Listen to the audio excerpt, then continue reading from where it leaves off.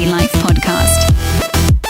Hey, what's up, 11ty-lifers? It's Matt. And if you're listening to this on the day it comes out, it is Friday, and I hope that you have some awesome plans planned for yourself. Things are quickly heating up here at the new Rock Candy Recordings Studios in Asheville, North Carolina. And gosh, we're having the best time putting together the new B-Sides EP for Rad Science. You guys are giving us amazing suggestions for what the name of the B-Sides EP should be. The punnier, the better. Keep them coming. We have loved some of your suggestions for what we should name this EP. And yes, please keep submitting them via Twitter or Facebook or wherever you want to get in touch with us. We're out there. So spoilers, there's going to be a remix of our song Microchip on the Sky. And I thought it would be a fun idea, since I already have the session pulled up, to do another solo button episode. I've had a lot of people write in and ask me to keep doing these solo button episodes, and they're so much fun, and you guys are fun, and I like pleasing people. I'm a people pleaser, so I am going to do another episode. This week we are going to take an incredibly microscopic look at the song Microchip. We're going to be going through the soloed vocals, solo synthesizer parts, how the bass and the kick kind of work together. Everything that went into making this song is probably one of my favorite songs on the album. I was really, really excited about this vibe that I feel like we were able to capture. It's definitely one of the darker tracks on the record. It's moody, it's broody, and it's super synth heavy. It's got some pretty cool 80s new wave sounding Depeche Mode guitars, which are always, they always light up my dash.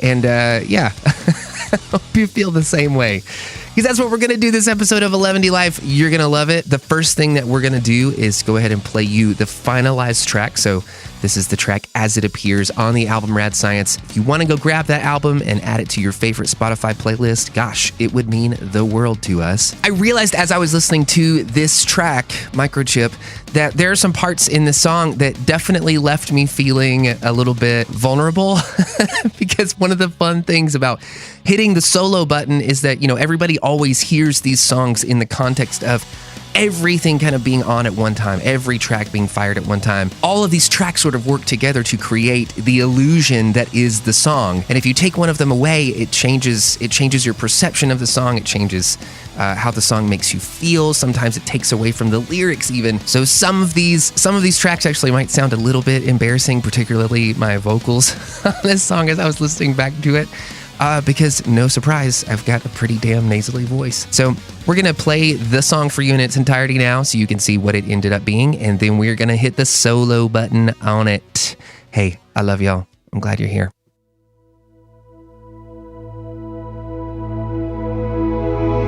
We want something viral and violent, brand new sin from the same old science. Can't slow down for this, it's hidden in the Kevlar guns, unholy erections, scroll through feeds, click here for the next one. We take the blame, but it might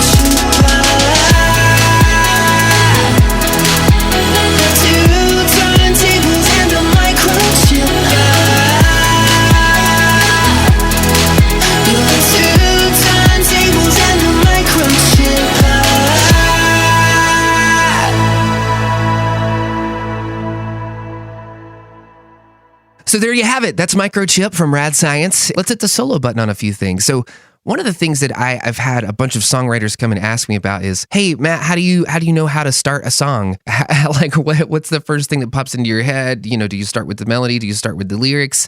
And I'm like, I think that's a kind of a complicated question, because it's like, how do you start writing a song, or how do you start producing a song? How does the song start? It totally just depends. For me, I'm kind of a big fan of getting right into it. I try to stay away from long intros, just kind of go straight for the chicken, whatever the hell that means. But this song basically starts out with a swell, and you can hear it at the beginning of the song. So it's a culmination of electric guitars and pianos. I think it's a piano chord played backwards, and I can actually solo that for you guys right now. Here's what this piano sounds like backwards. So it's this guy. We have this track called Summer Pad that's on top of that. Yeah, kind of vocally, a little bit of a vocal sound to that. Really love the angel choir sounds and pads. And then we also have the electric guitar. So the electric guitar is swelling up into the intro, and then it's being filtered up. So there's a filter cutting off all the high frequencies in it. And then the filter is sort of slowly moving to the right so that you can hear more high-end information during the intro of the song. So that's what this guy sounds like.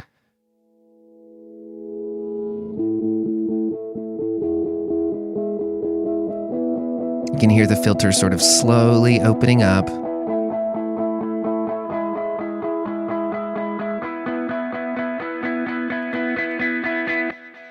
Yep. So all together, these guys sound like this. We want something viral. Cool. So that's the intro. And then it also starts out with this bass synth and then a track that I have called Bass Grinders. And I'll play those for you right now.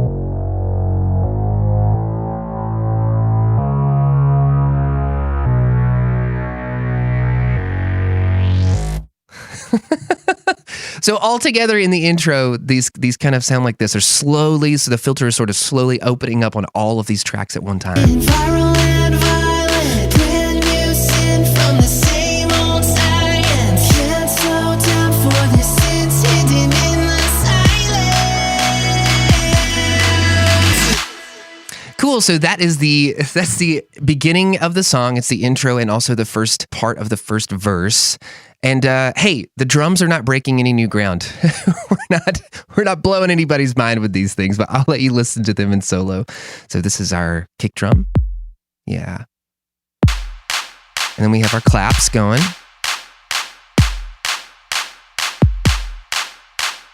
So pretty simple. We didn't get super complicated at all with the drums. For those of you who really enjoyed hearing the vocals soloed, I'll solo those for you here. As you know, eleventyseven is a huge fan of, or actually me, just in pretty much almost everything I produce. I love big, huge, lush vocal sounds. This one in the intro is just two vocal tracks kind of rubbing side by side with one another, and that's what this guy sounds like. Here's the first one in solo. We want something viral and violent. Yeah, cool. So here's what it's like when I add the doubles on this one. We want something viral and violent, brand new sin from the same old science. And then just for fun, I'm going to take off all of the delay and reverb on the vocal. So it's literally, you're just hearing what I sang into the microphone. We want something viral and violent, brand new sin from the same old science. So one of the things that I really wanted to do with these vocals was keep them a little looser. Like I normally edit my vocals to be really, really tight and next to each other, to almost feel like it's exactly the same thing and just have the doubling as an effect. With this one, I kind of kept it a little bit looser because I wanted it to feel a little bit more vulnerable and a little bit more intimate. All that stuff kind of comprises how we set the tone and how we're attempting to set the mood for the first 30 seconds of the song. And then we kind of move over here into this guy. But it might ruin our complex. And then we move from that intro into the second part of the first verse. Can't rock guns on holy erections. Scroll through fears, click here for the next one. We take the blame, but it might ruin our complexion. This synthesizer sound that you hear happening right here in this section, actually there's a few synthesizers happening, but this was one of the funnest sounds, maybe even on the record, to make. I'm going to play this for you here. We have a few synthesizers happening at one time in this section. So we have this kind of plucky sort of synth lead here.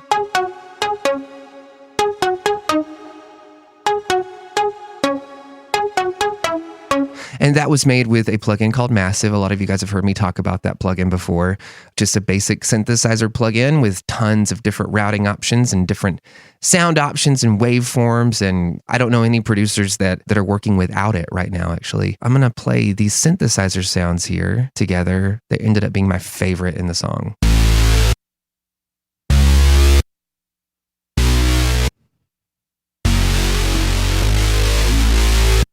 I just love how vocally and sort of grindy and nasty and mean they are, because the rest of the song feels like it's just bouncing along. It's just kind of this delicate thing doing this little dance and kind of drawing you in. But then you have this synthesizer that sort of comes out of nowhere and it's like, I'll eat you. And I kind of like the dichotomy there. So that's this track here is actually made up of two different synthesizers. This first one I have labeled as sub muff, because I'm pretty sure that how I made this sound was a Moog sub fatty run through a really cheap guitar pedal, and it's really old too. It's just called a Big Muff, and I think it was specifically the bass Big Muff. I bought this pedal for $30 off of Craigslist. What I found about this pedal was that it sort of narrows down all of the bass frequencies it kind of takes, so it narrows the bandwidth of the sound that you're hearing. So you're not hearing a whole bunch of information all at one time taking up space within the recording. It's just this really low, grumbly sub sort of sound.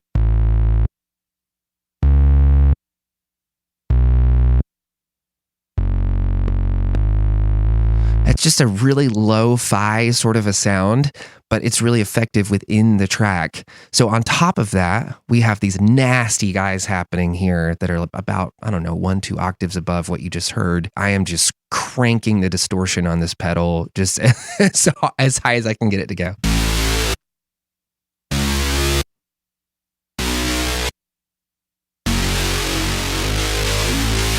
So here's what everything sounds like together.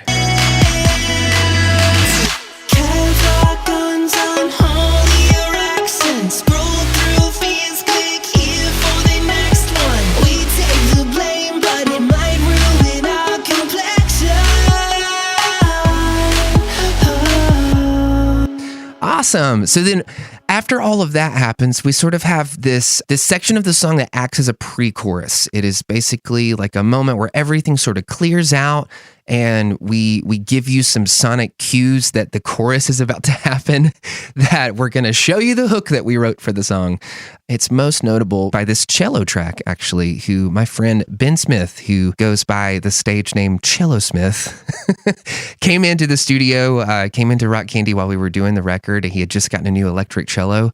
And I said, hey, let's plug it up and see what happens. And so I fired up Microchip and I said, hey, just like play a couple notes, just make something dainty happen here. And he did. And it was kind of fun. I'll solo that for you right here.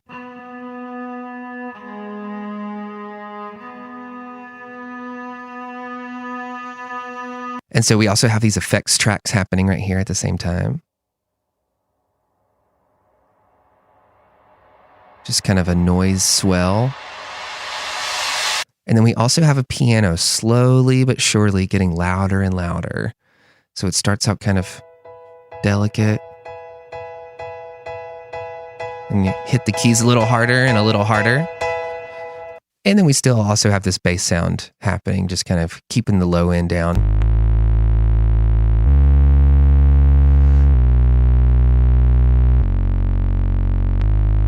Awesome. Yeah, so here's what all of that sounds like together. This is just this little 3-4 second moment where we're setting up that a chorus is about to happen. You're about to hear a hook. This is something that you can get excited about. Here we go.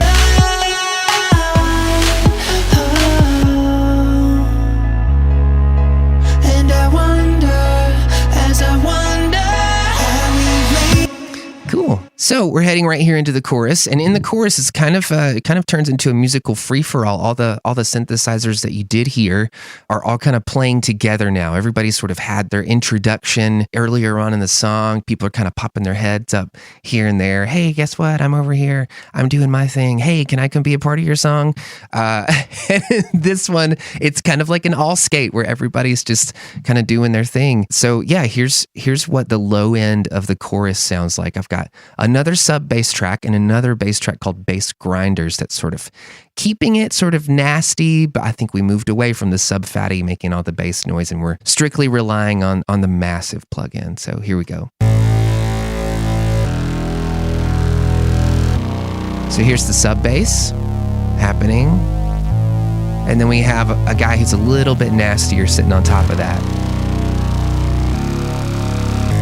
And then again, we're not doing anything nutso with the drums. They're really, really simple. We kind of stick with the same pattern that we opened the song up with.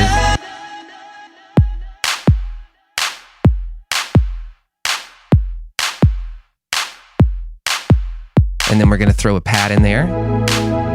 And then our synth lead. And then we also have... oh man. Just makes me so happy when I hear it.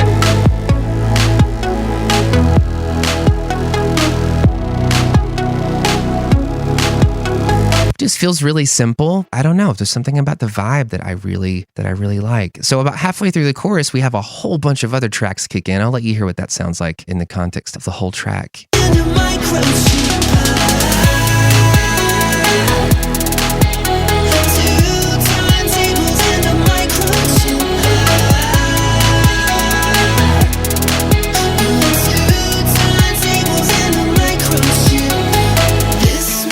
Cool. So I want to play these. I want to play these drums sort of by themselves because right here we have a whole bunch of hi-hats kick in, and we have this snare that sort of does a little fill to let us know that the chorus is about to get a little bit bigger than it was. So here's this section of just the drums heading into the second half of the chorus.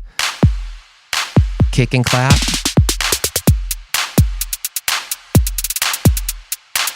Yeah.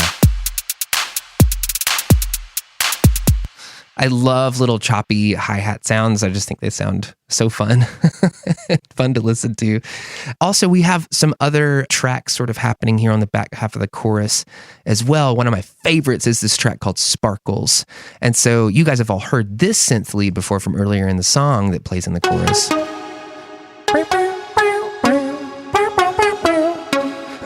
So then what I did is once the chorus gets about halfway through, I add a whole bunch of other instrument parts sort of mimicking what that synth lead is doing. One of them is called Sparkles. I'll let you hear that one now. Oh, man.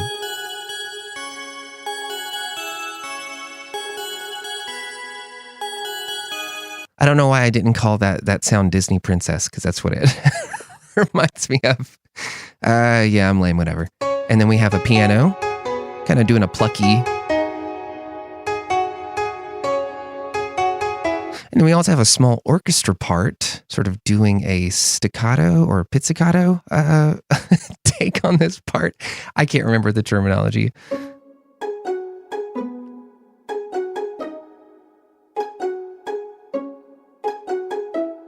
Yeah, I love that. It just feels so playful. So then all together, these tracks combine to do this.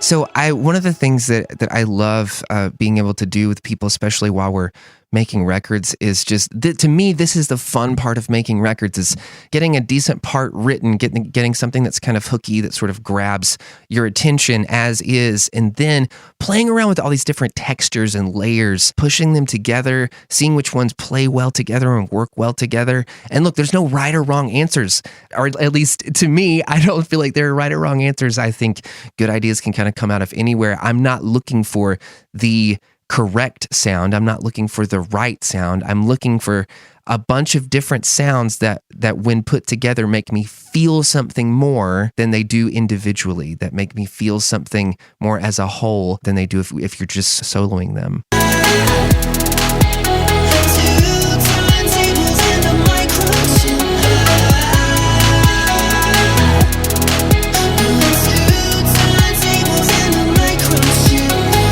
Awesome. So the one thing that we haven't soloed in the chorus yet is this little lead guitar down here. This is two electric guitars playing at the same time. They're both playing the same line. They're mimicking exactly what the piano and the strings and the Disney Princess track that we heard earlier are doing, but they're doing it an octave below and above one another. And so that's what these guys sound like here. This is what I was referring to as the Depeche Mode-ish sounding guitar.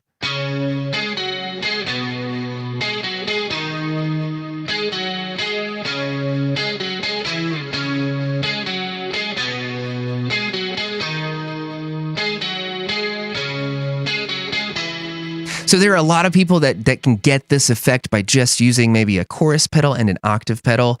I really love just layering the guitars themselves, actually playing the parts, getting the octave effect that way. I'm pretty sure I definitely threw some chorus on those guitars at some point before I stemmed them out. So that's the first chorus. That's basically breaking down what happens in the first part of the chorus. I'm not going to solo the vocals in that part of the chorus because I have some different vocals that I'd like to show you that are a little more embarrassing. And I think embarrassing things are so much fun to talk about and for people to listen to. So coming out of the first chorus, we're going into the first verse. And that's comprised of this really, really dry electric guitar that we have going on here.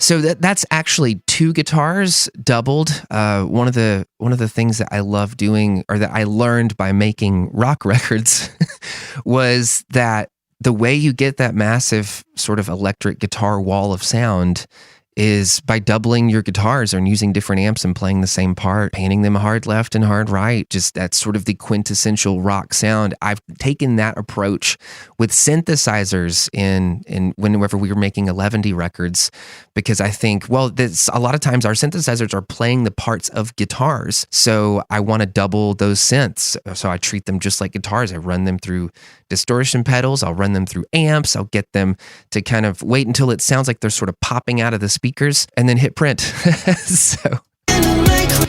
So here's what the verse sounds like coming out of that first chorus.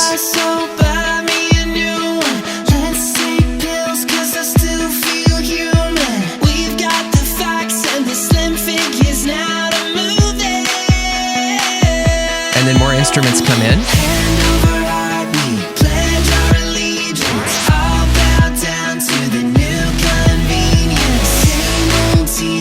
And then right here, halfway through this verse, we have Sparkles and piano just kind of making a little, hey, remember us? Remember we exist?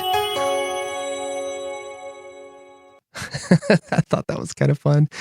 Yeah, so and this verse 2 is sort of business as usual. What I decided to do is to make this verse feel like it got a little bit bigger than the first verse by adding some octave vocals on here. So I'm going to solo these top vocals. Hand over heart, we pledge our allegiance. All bow down to the new convenience. Okay, and then down here, I'm actually singing exactly that line. But when I doubled it, I decided to sing it an octave lower, and that's what these guys sound like here. Hand over heart, we pledge our allegiance. All bow down to the new convenience. Cool. And so together, these guys kind of have this effect where they're essentially doing the same thing that the guitars were doing just a few minutes ago by sort of creating this octave effect. So. Hand over heart, we pledge our allegiance. All bow down to the new convenience. Same old teeth with a new young lung to breathe in. Oh.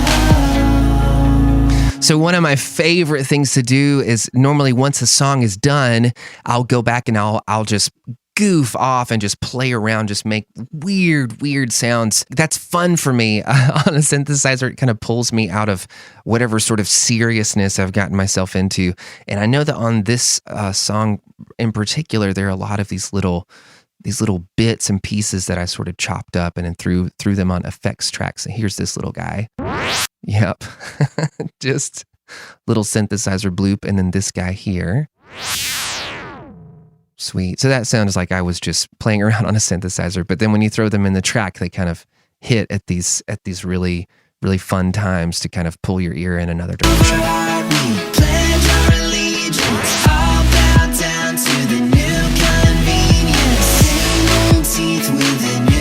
Yeah, it's one of those things where if you didn't point it out, you probably wouldn't know that it was there.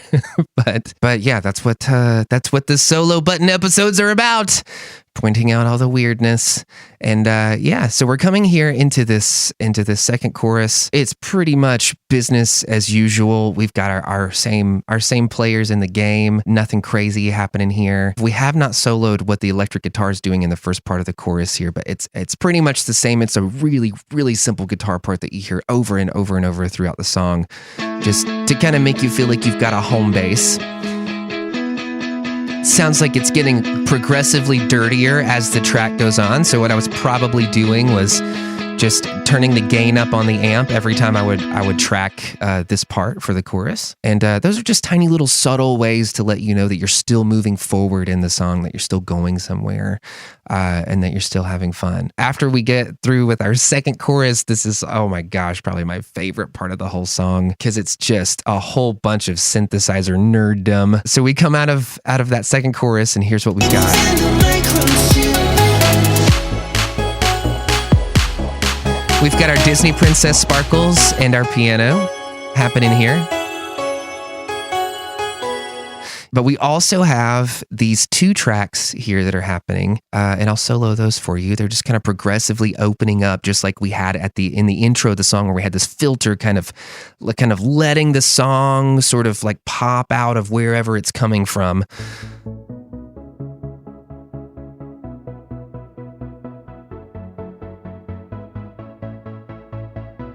And that sounds like it's probably a software synth. It sounds like Nexus, I think. So that's also doubled with a super old synthesizer called a Juno 106 that I have in the studio. And you have heard this guy on almost everything Eleventyseven or the Jellyrox has done. And there's no automation with this, so you can't just tell it to gradually open up. You have to manually put your hands on the synthesizer, on the knobs and sliders, and sort of gradually move them up and down to get this effect that you want. Sometimes it takes a long time to get it to do what you want because it's super old, it's unreliable, it'll glitch out on you. But here's what I ended up with this Juno 106, kind of letting you know that we're about to do something fun. Oh my God. I am such a slut for these kinds of sounds. They just sound so beautiful to me. Yeah, and they have this sort of this guttural sense to them that I feel like a lot of software doesn't have. And then we kind of head into this part here, which is just a Juno 106 free for all. It's just craziness.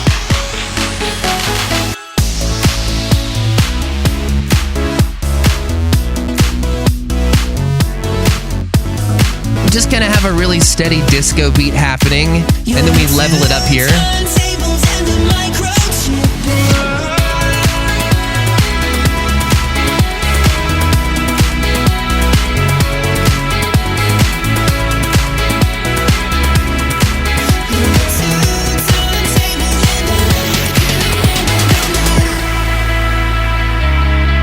So it's just kind of a fun moment, and I like these moments because especially when you're playing these kinds of songs live, you sort of give everyone a respite from having to listen to you sing for a minute, and just give everyone a cool minute to just sort of catch their breath or like try out a new dance move or whatever.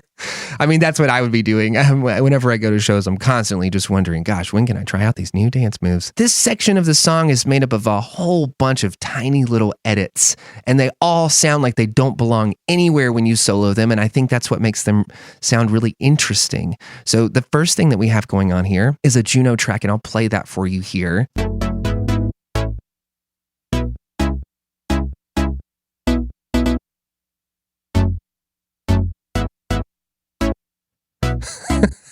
Kind of makes you mad how little sense it makes when you solo it. You're like, how would that ever fit in a song? But here's another track happening alongside of it, and I'll solo that one for you.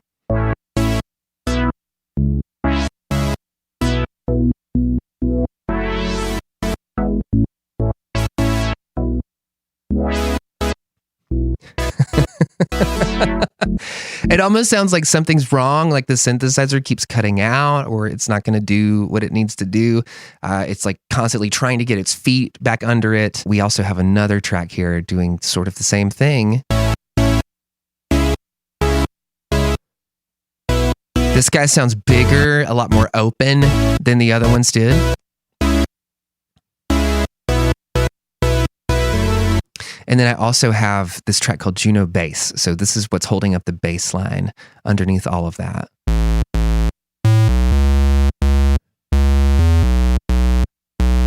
Sounds like a video game, like an arcade.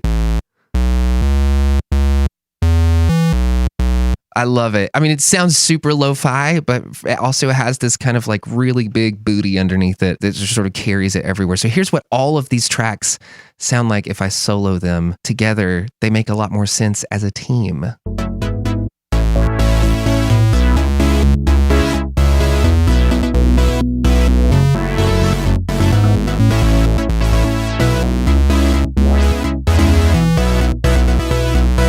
then we throw a pad in there.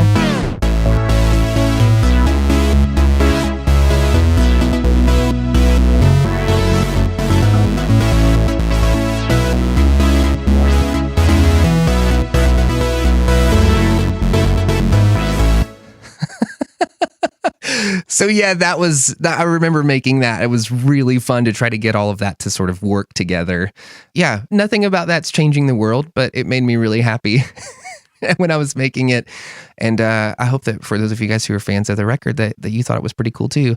A lot of people have asked me about this effect here, this vocal effect that's happening over top of it. I'll just play this section of the song and see if you can hear it.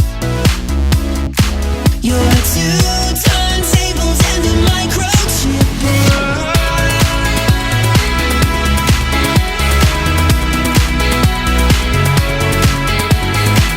So I kind of, it sort of has this effect of being a little bit of a gender bending moment here vocally. And the way that I got that was literally just copying and pasting the line of me singing that song, or the part of me singing that line, "You're two turntables and a microchip." And then I use this plugin called Little Alter Boy, and it has this function in here where it can sort of change the format of your voice, which a lot of times is what we perceive as something sounding male or female, or lower or higher, or more thin or more beefy. And so I just kept playing around with that because I thought it was sort of fun, and in keeping with the theme of microchip, I thought it might be cool to sort of microchipitize my voice. So here's what that sounds like just by itself. You're two turntables and a microchip.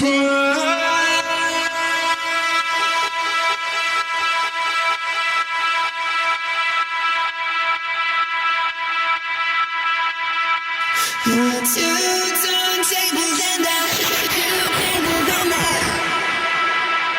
Yeah, so then we just sort of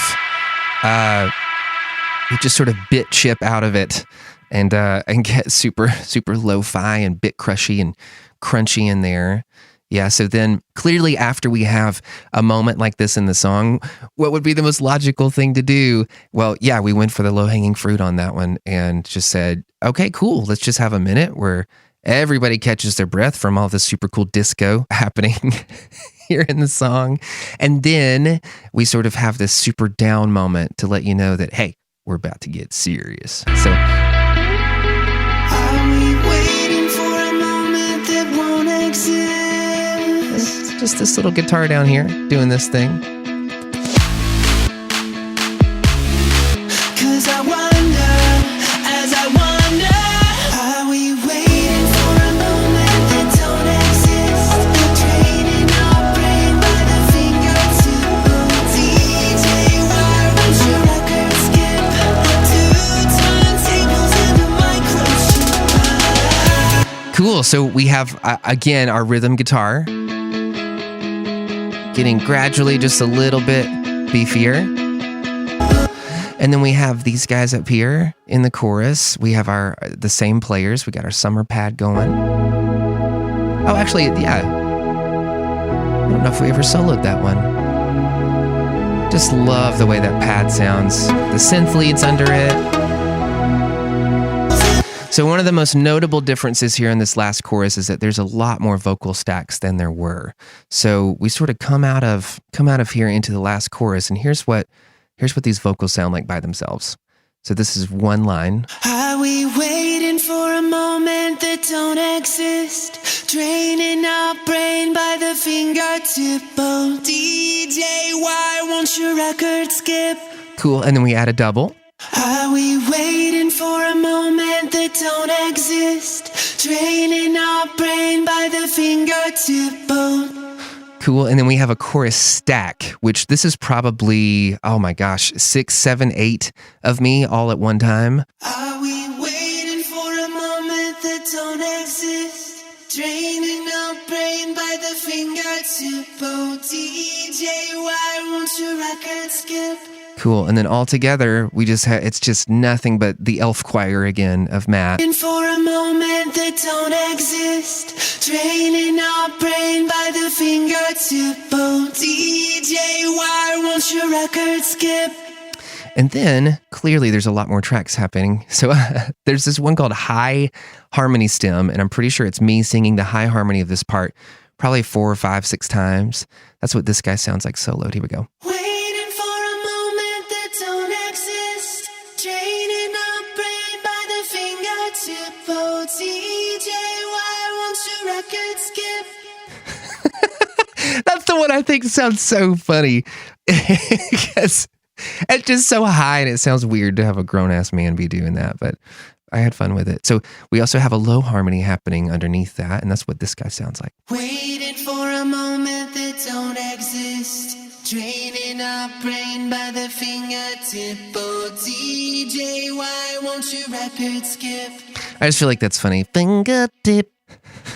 So altogether, these stacks are just a big 3-part Matt choir. Here you go. Are we waiting for a moment that don't exist? Training our brain by the fingertip. Oh, DJ, why won't your record skip? 2 turntables and a microchip. Cool, so there's all those parts happening at one time, and there's also even more vocals. Matt, you're crazy. Why would you add more on top of that? You're a madman. I know. Here we go.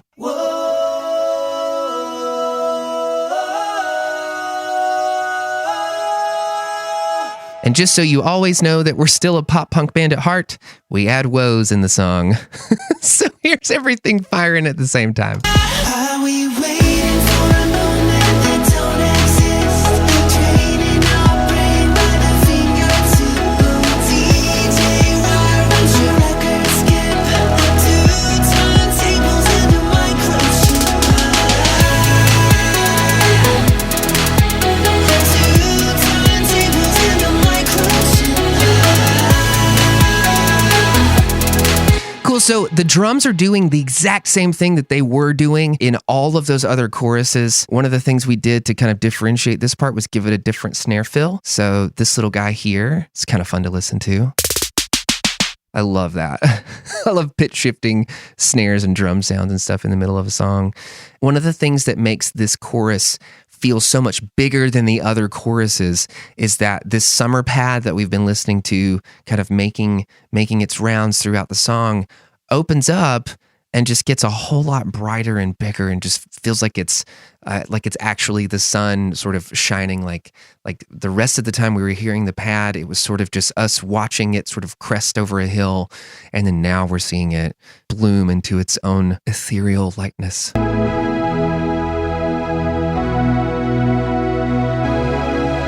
There it goes. Sunrise. Yes.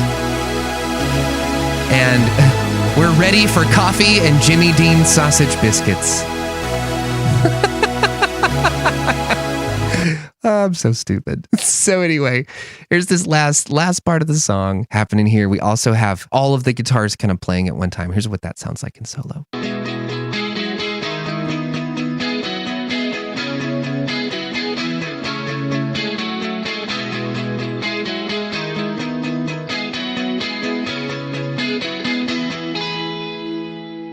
This is kind of one of those songs that it can't go anywhere on its own. These tracks can't go anywhere on their own. But when they have friends, they're stronger together. They kind of make the track work. At least that's what we were going for. So that was the creative process behind Microchip. I hope that you guys really enjoy the song. I'm working on a remix of it right now. It sounds absolutely nothing like this. I basically just took the raw vocals and I said, I'm going to program an entirely new track underneath it as if it were a completely different song, and it's ending up sounding that way. That's one of the things I think is so cool about music and music production, is you can take just these vocals that make you feel something one way, but then when you hear a completely different set of music underneath it, it can evoke these other kinds of emotions. And I feel like that's one of the things that I love about the power of music, or the power of pop, as it is. And yeah, I hope that you've enjoyed this episode of Solo Button. Thank you everyone who is hitting the subscribe button for Eleventylife. There's a lot more of you now, and the community is growing, and there is not a more friendly or fun community of people to be around than Eleventyfans. You guys are awesome. You prove it to us time and time again.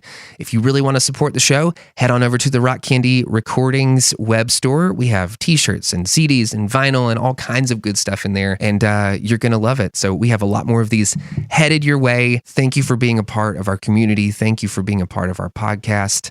And yeah, let us know what you think, and we will see y'all next week. Eleventylife is a production of Rock Candy Recordings.